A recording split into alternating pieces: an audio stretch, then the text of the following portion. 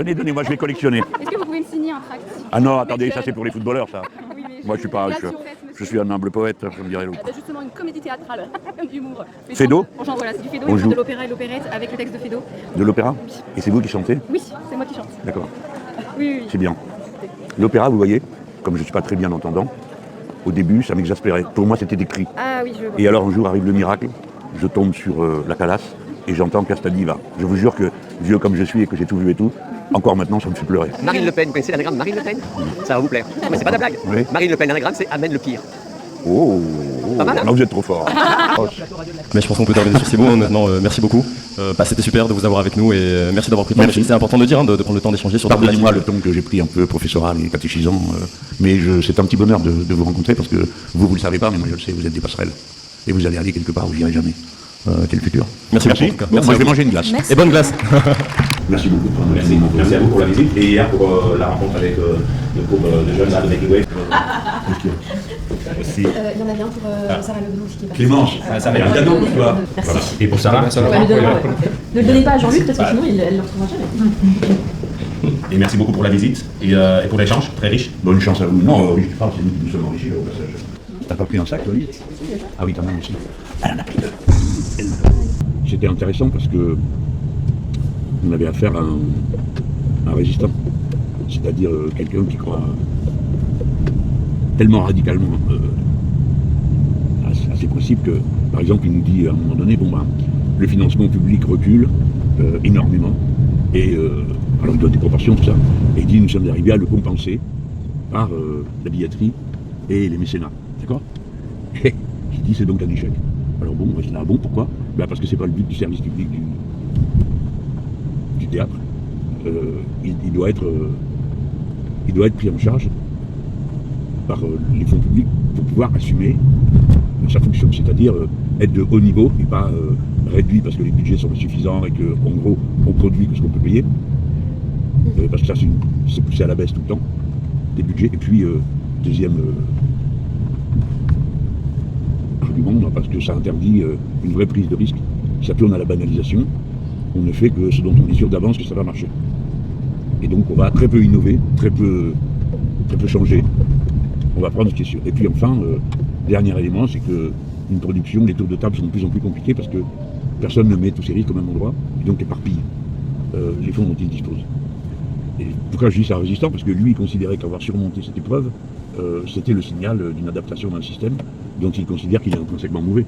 Et quand il en fait la démonstration, il dit essentiellement, ce qui résulte de tout ça, c'est de l'incertitude partout, tout le temps.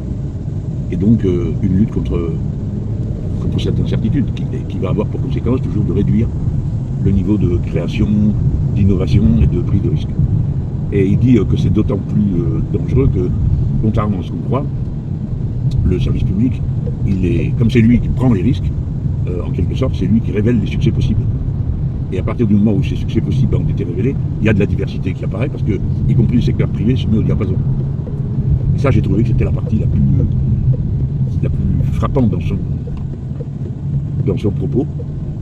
Et bref, j'ai ressenti beaucoup de gratitude à son égard parce qu'il m'a appris quelque chose. Alors donc ça, c'était un moment que moi j'ai trouvé très très très intéressant. Mais qui était lié à la personnalité, je pense, de ce directeur, parce que sont tellement forts parti pris, oblige à réfléchir.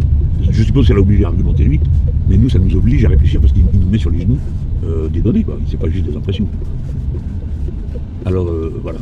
Et puis le dernier point qui m'a plu, c'est l'idée que la réalité des pratiques culturelles, c'est une consommation plus grande du spectacle vivant, et que donc ça prouve le contraire de ce qu'il dit à son sujet.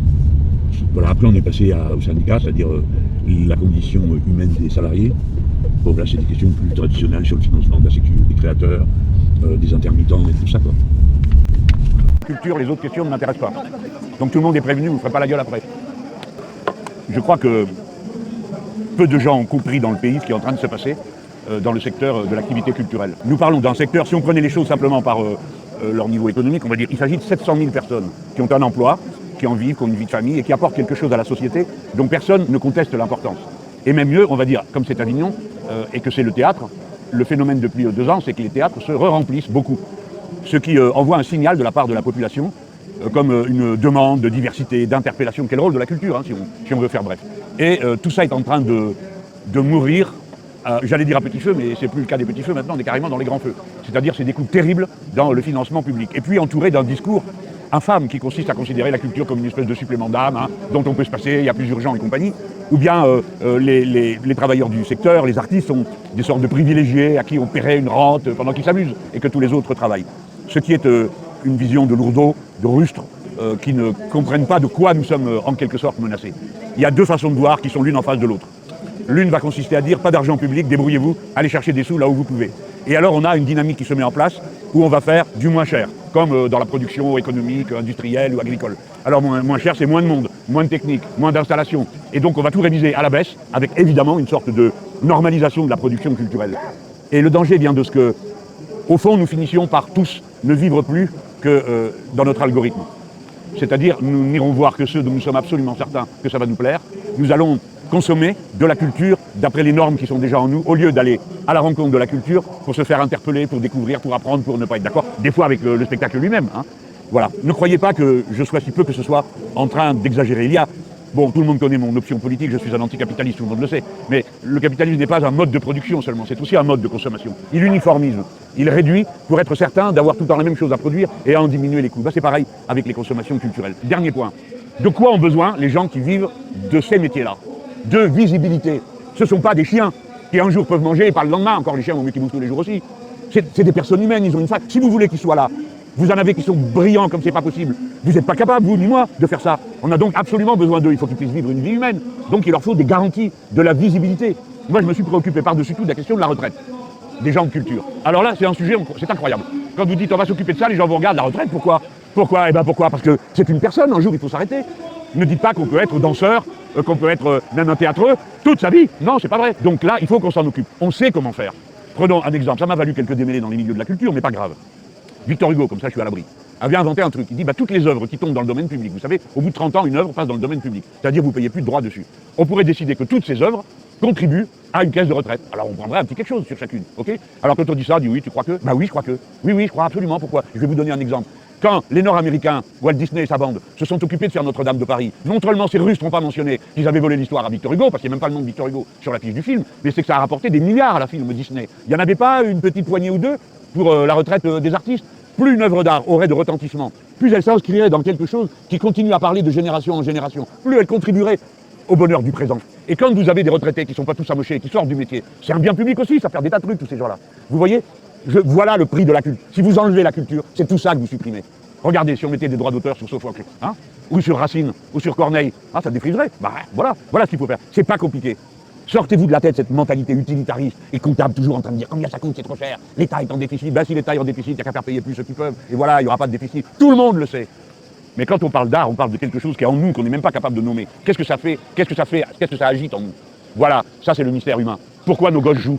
Pourquoi nos gosses font semblant de ceci ou cela? Qu'est-ce qu'il y a en nous, les êtres humains, qui fait que nous sommes capables d'endosser des rôles, que nous en avons besoin? Le spectacle vivant, ça met en mouvement deux choses fondamentales dans l'être humain. D'abord le désir mimétique, ça c'est un truc scientifique. Tu vois quelqu'un faire quelque chose, tu as envie de faire pareil. Tu vois quelqu'un qui mange, ça te donne faim. Eh bien le désir mimétique, tu vois quelque chose se passer, c'est comme si tu le vivais toi-même, tu as envie. Et alors, ton expérience personnelle s'enrichit, mais ce qu'il y a de bien, c'est que tu sais que c'est un film, c'est pour de rire comme on dit, hein, on joue. Et donc on a acquis une expérience qui ne nous a rien coûté d'autre que le moment à éprouver des sentiments. Voilà, bon c'est un littéraire qui vous parle, je pense que bon. Ouais. Qu'est-ce que vous pensez du maintien de la candidature de Marine Le Pen à la présidentielle? Je m'en fous. Je la battrai elle ou n'importe qui d'autre. Et vous pensez pas que ça pourrait perturber la campagne? De quoi? L'agenda judiciaire. Non, ce qui va perturber les 9 mois qui viennent, c'est si les cultureux ne peuvent pas faire leur boulot parce qu'il n'y a pas d'argent. Non, écoutez, là, ici, c'est Avignon, je suis venu pour ça.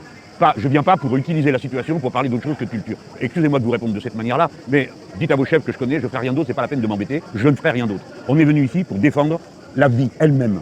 Alors, qui est candidat des fascistes? Quelle est la différence? À la fin, c'est le même coup de marteau à prendre sur la tête. Désobéir aux éducations européennes.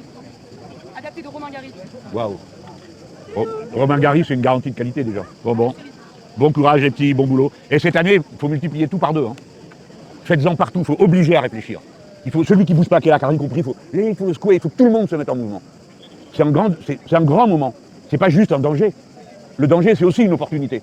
Tu trouves la solution, tu fais comprendre à quelqu'un que plus il y a de différences de manière d'être, plus on est fort, c'est une occasion extraordinaire. Profitez de la grossièreté, de la bestialité de l'extrême droite, pour éduquer au contraire. C'est le propre du capital de vendre de la peur. C'est le seul lien social qui vend. Et peur. du voisin, de demain, d'hier, du suivant, peur tout le temps. On peut y arriver. Ne vous laissez pas intimider, pour ceux qui font de la politique, là. Ici, il y en a bien ou deux, non? Ne vous laissez pas intimider. Voilà, madame, c'était ça qu'il fallait enregistrer, je vais le dire à votre chef. Bon, allez, on y va. Bon, pour les pancartes, oui. Monsieur, je peux prendre une photo avec vous. Ouais. Mais vous n'avez pas une pancarte? Non, moi j'ai pas de pancarte, juste pour le plaisir. Merci beaucoup. Bon, allez, je vous laisse, hein. Une photo, s'il vous plaît. Une photo. Allez-y, faites la photo. Je suis pas douée. Bouge pas. Merci. Toc. C'est gentil. Allez, au revoir tout le monde.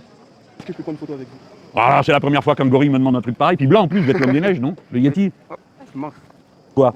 Vous avez lu Tintin? Ben, vous savez comment il s'appelle le Yeti chez Tintin? Attends, vas-y, elle va te faire la photo. Merci.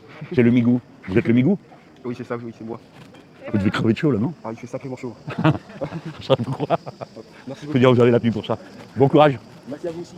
Il reste 1 minute 30. Je vais vous demander un exercice de synthèse. Si je résume, 3 mesures que vous avez proposées ce soir. Créolisation de la culture. Pardon, Créolisation de la culture. On peut dire ça, le 1% minimum au budget. Et la culture dans l'éducation. Et en finir avec Bolloré, on en met 4. Ça vous va comme résumé? Pour ce soir, ça va quoi. Mais surtout, retenez le reste. Le feu sacré de la culture, c'est l'insoumission.